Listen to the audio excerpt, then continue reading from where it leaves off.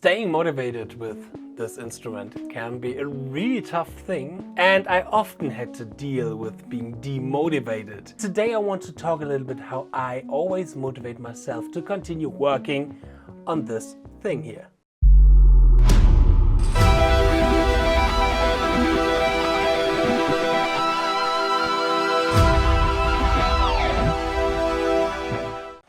Hey Guitar Champion, what is going on? Jan Hombach here, finally back from my practice cave after the 6 week of YouTube pause. And the last couple of weeks I was working on the ZEN of Sweeping 2.0, which comes out hopefully next week.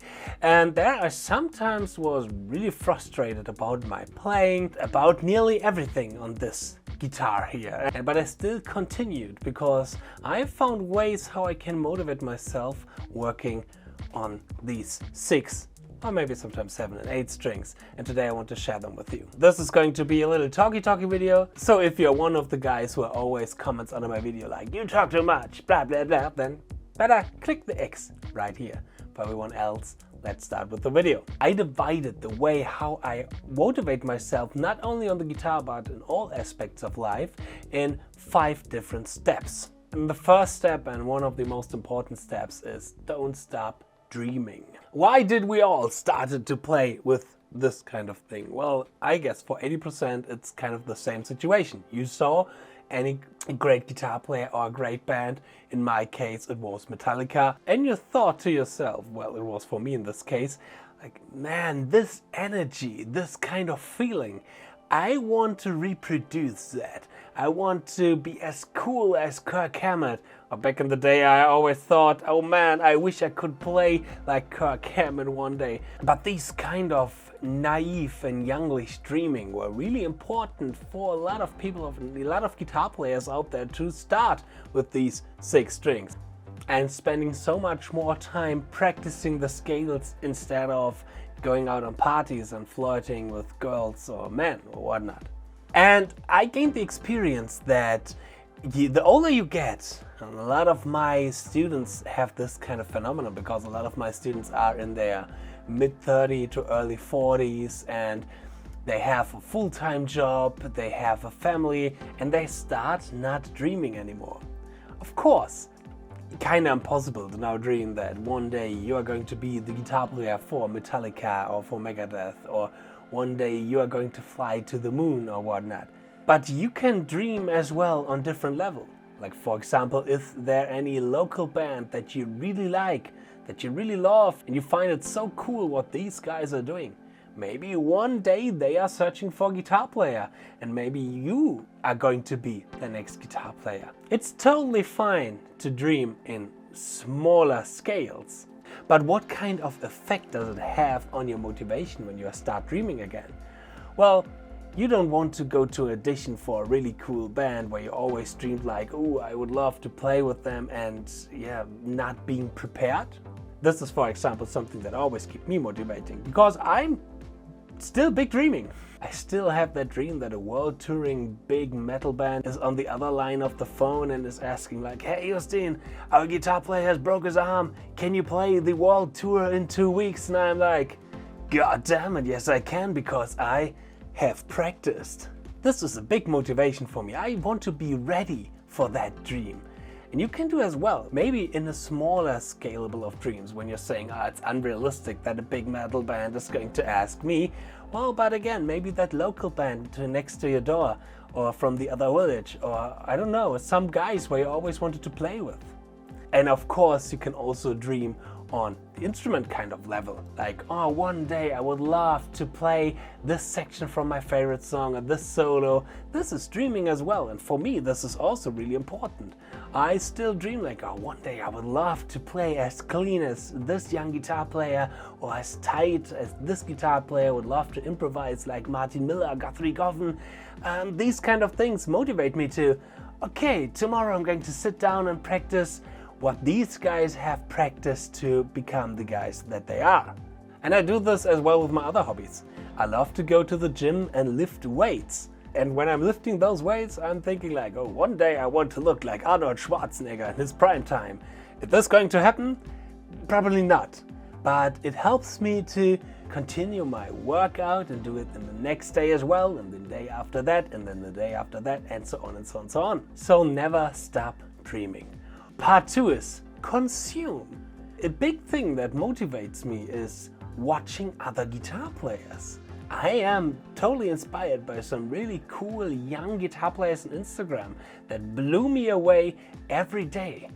And the same again for my gym situation. I love to watch videos where people who are really fit and strong explaining, oh, I've done this exercise, or you should do this exercise in that kind of way, or you have to focus on this and that. And then I start thinking like, okay, I have to try it out in my next workout. I have to try it tomorrow when I want to go to the gym. Or why wait till tomorrow? Let's go to the gym right now.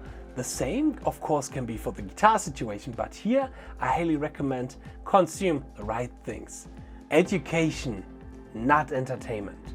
Entertainment, I love entertainment. I love all these funny videos and all the funny YouTube channels, but I know it by myself. Sometimes you're sitting there and just watching and just scrolling through entertaining and funny memes and reels and videos, and you're not practicing the guitar. But when you start watching lessons, then you might think, oh, that's a cool lick, or that's a cool idea, or a cool concept. I have to try it out tomorrow, or why wait till tomorrow? Let's grab the guitar today and let's start practicing. And ask yourself, do I more watch educational videos or entertainment videos? And then maybe change this habit from entertainment videos to educational videos. And there are so many great channels out there. Jens Larsen, Ben Eller, Adam Neely, Rick Beato, Bernd Kills from my German viewers here. All these guys I love to watch, and after that I think, oh, okay, that's a cool concept, that's a cool idea, that's a cool method. I should try it out as well. This is a huge thing for my motivation. As well, like listening to inspiring music. If you want to improve in jazz guitar, listen jazz guitar music. If you want to be fast and want to be a shred guitar player, then get interested in the history of shred guitar. Listen to old Razor X or Yngwie Malmsteen records and all this kind of stuff. This also inspired me a lot as well too. God damn it, what they are doing, I want to do this as well. So I start better practicing. Part 3 is have a plan, not a goal. Kind of controversial, and this is not for everyone. Everyone is different, but in my experience you can start categorizing people who are playing an instrument into 2 kind of sections. The people who you gave a concept or a lick or whatnot, and they are happy and they can work with it for weeks and weeks and weeks. Or people like myself, which needs a plan to get to a certain goal, but the plan is more important. If you are like I am, then this step is for you. Because making a plan is not only a realization in how we can reach certain goals and certain dreams as well, and where we can also realize, oh, it's not impossible to get to that one point. Maybe it will take some time, but to play this lick clean and fast, I have to do these steps day for day for day for day, and then I can reach that goal. But it's not important if you're reaching that goal in the end. It's important that you had that plan and that you're focusing on that plan and that you try to develop together with that plan. And by tracking what you are doing together with that plan, you can see the progress and the results in numbers. Again, when it comes to my gym situation, I can see the progress by losing some fat and gaining muscles and all this kind of cool stuff. But it's hard to see this kind of progress on your instrument. It's way more subtle. But to track, like, okay, yesterday I've played this lick in 100 ppm and today I'm playing at 105 ppm. I mean, 5 ppm may not be that much in the first place, but in the next day you add another 5 ppm and then another 5 ppm. And really quickly you are 20 ppm faster. And this is a lot on the other hand. And there you can realize, oh, I'm doing progress. I'm getting better every day, every week. Find your interval. And of course, this motivates because there you see something is happening. There's nothing more demotivating than, I'm working on it for weeks and I don't do any progress, or I can't see any progress yet. And of course this is demotivating. So this is why I always recommend to have a plan and track yourself. Or for example, in the ZEN of speed picking, I created something which is called the 20-day speed picking challenge. And in that you have every day a little challenge that will help to have a better awareness of your picking technique. This helps to be on track every day. And this brings me to the word of our sponsor, which is me, Justin Hombach, again, because in the upcoming few days, I'm going to release the ZEN of Speed Picking 2.0. It's been now 2 years since I've released the ZEN of Speed Picking, and a lot has changed in my experience about right-hand speed picking, and I want to share it with you. So I've designed new concepts and new ideas how I can help you to boost your speed picking and to bring it to the next level. And this time it's also if you are a little bit more for the beginner level and you are not so advanced so far. But again, for those people who want a real picking challenge, there's still some really crazy stuff in here. 20-day speed picking challenge, for example, on 4 different levels. A lot of etudes, monster leagues, workouts, and new additional videos about the speed picking technique. Everybody who already had the ZEN of speed picking, you will get the upgrade for free. And for everybody else, I would recommend to get this one soon, because the current price is limited for the next 2 weeks. After that, it gets 50 BPM, not 50 euro higher. Check the link in the description box and grab the ZEN of speed picking now. Let's continue with the video. Step number 4 is surround yourself with the right people.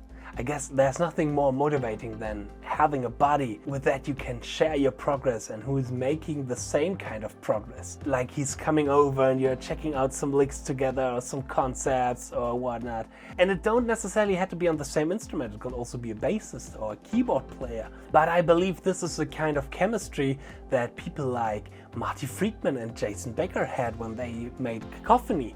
Like challenging them every day, but also enjoying and celebrating the progress that they both had.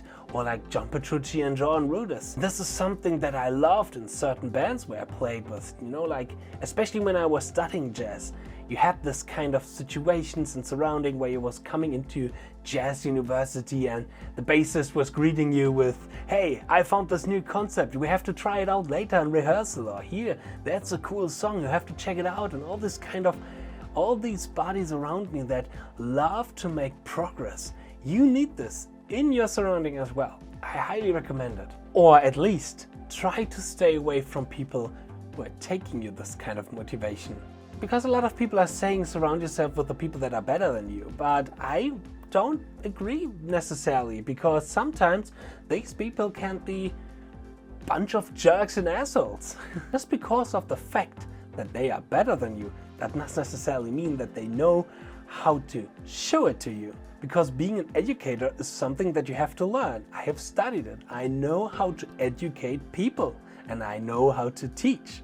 On the other hand, I know a lot of people who are extremely good at what they're doing and they have no clue how to share this experience without being toxic. When you are playing in a band and the other guitar player is always like, that solo was wrong, or the note here was wrong, and everything was wrong and tenable, and we are sounding shitty, and because of you, we are not really successful, and whatnot. Better stay away from those kind of people, or you try to talk to the people and saying them, hey man, this kind of behavior really pissed me off, and is really triggering me, and is demotivating me. Let's change that. This is not the way. And step 5 is, which sometimes can be the hardest step, but get out there. Film yourself, go on stage and make public what you have worked on for so many hours and so many days and so many weekends and all this. Of course, this can be hard sometimes. I mean, I get bullshit comments like nearly every day. But on the other hand, on every bullshit comment, I get 5 comments where people are saying or reaching out to me like, hey, this was so thankful what you are doing here, and I'm really glad I saw this, and it's so awesome. Okay, now this is my profession, this is my work. I do this full time. But even if you are just posting one video, or if you're playing one live show, and I don't know, the little brother of your best friend comes to you and say, man, guitar is so cool, I want to start with guitar as well, and you motivated me, this can motivate you a lot to continue working on this beautiful instrument here. So Get out there. The world has to see what you are doing, my friend. And so much for today's video. I hope you liked this little video. And if you like that video, then feel free to hit the like button, subscribe, or leave a comment. And I'm going to see you in my next video because my YouTube break is now over. Now it's time to do content again. Cheers.